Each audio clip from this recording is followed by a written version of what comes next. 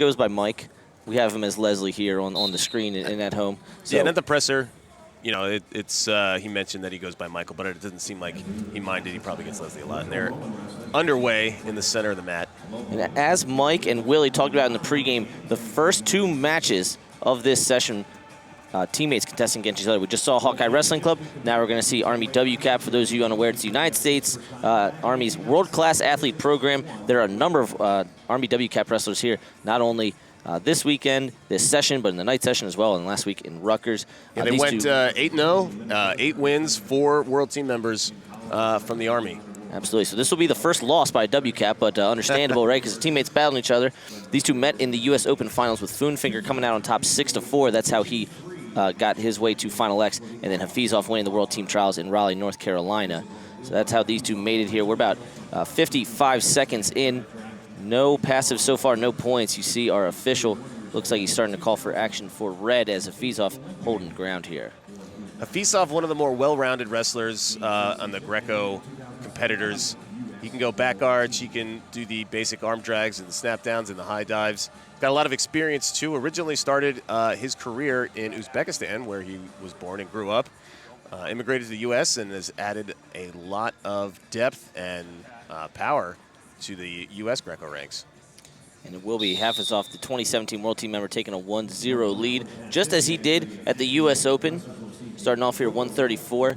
For those of you maybe who are unfamiliar with Greco, they're going to get more time on top than your average freestyle match. We just saw, Allie Reagan, if she's not working for a turn, they might bring her back up as soon as 6-8 seconds, right, or on the men's freestyle side. Sure, if it doesn't look like there's a hole happening or potential for offense, but in Greco-Roman, it's often when the most points are scored is in parterre, so you get a little bit of time, each wrestler will, to try to get a move. And there is the high gut, loading up on the right side, diving through to the left is Hafizov.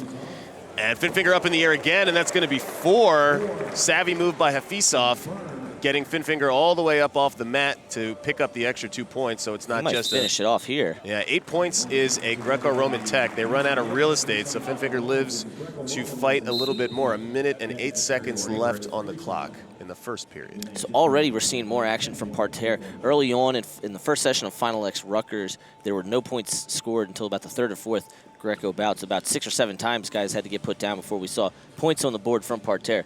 But Hafizov with the big turn and the 4. So any point here, as it was saying, will finish it off. And he's doing an excellent job controlling center here against his teammate.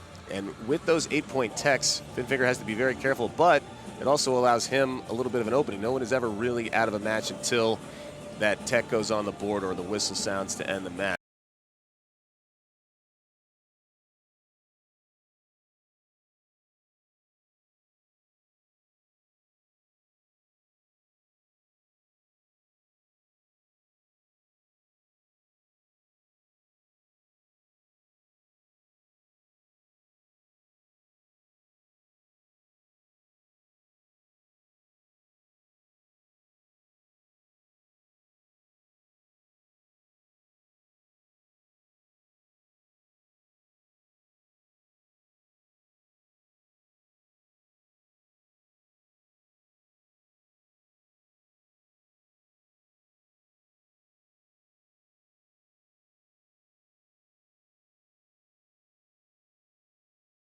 Only meet at the U.S. Open finals. They also met in the Dave Schultz finals. Hafizov took that one. So the first time they wrestled this year, it went the way of Hafizov, who has Spencer Mango, looks like telling him down right now. Coach Robinson, another Army WCAP coach in Fuenffinger's corner, who it's always interesting kind of how they have to divvy that up, right, Spay, when you've got 2 guys on the same team and you just, hey, look, guys, one of us going to be one in your corner, one of us going to be in the other. You see it in open tournaments, too, on the college level all the time.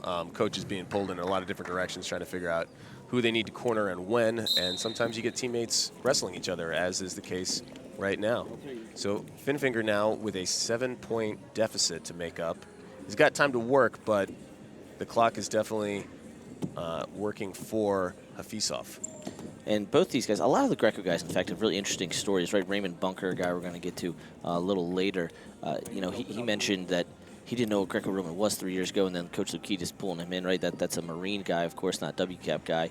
As Spay mentioned, Hafizov coming over from Uzbekistan, where he was a 2008 Olympian. He came over here the first time he wrestled in America was the 2015 Bill Farrell, and he got second at the Olympic trials and then made the team the next year.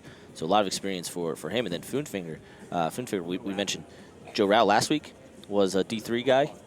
Fuenffinger is also a D3 guy. That's correct. Yeah, I got corrected on that. I was trying to give Rao props for being a D3 guy. I myself am a graduate of a Division III NCAA institution, so it's always fun to see that. Give them some love when you can. And I was told and educated on the fact that Michael Fuenffinger, also a D3 grad. And just like we predicted, Daniel, it's Fuenffinger that's going to have a chance to work on top. Hafizov goes down to parterre, gives up that penalty point, and this is a critical juncture at this match for Fuenffinger. He's going to win or lose the match right here. Right, and he can't just get 3 turns. He's going to need a 4 here as well from that big throw that Hafizov got in the first period. Looks like he's trying to come around for a front head situation here, but Hafizov, no escape points back out of it. in international wrestling styles, but that will likely seal the deal for Hafizov. Loading him up, big front head, but it's Fuenffinger that turns it into his move. He gets a chest wrap and drops Hafizov on his back. So I spoke way too soon, saying that Hafizov's escape there probably sealed the deal. 4 points, and now criteria will work in favor of Fuenffinger if he gets another 2-point score. Now, the important thing to remember here, again, we mentioned, I'm sure a lot of you guys home are very familiar with Greco, maybe even more familiar than Spey and I. However, as far as Greco goes, you saw Hafizov got the pass the point in the first period, getting Fuenffinger put down, and then you just saw Fuenffinger get the point there for getting Hafizov put down. That's the only time you're going to get put down here. 1 per match, or excuse me, 2 per match, 1 per period. So anything. Sometimes there are no. Sometimes it doesn't happen at all. If the guys are working, if points are going up on the board, then the referees will swallow the whistle and let the action take care of itself on the mat. Absolutely. But at this point, Fuenffinger is going to have to win this one on his feet. All right. So now the chess game, the inside game of Greco-Roman in wrestling comes into play.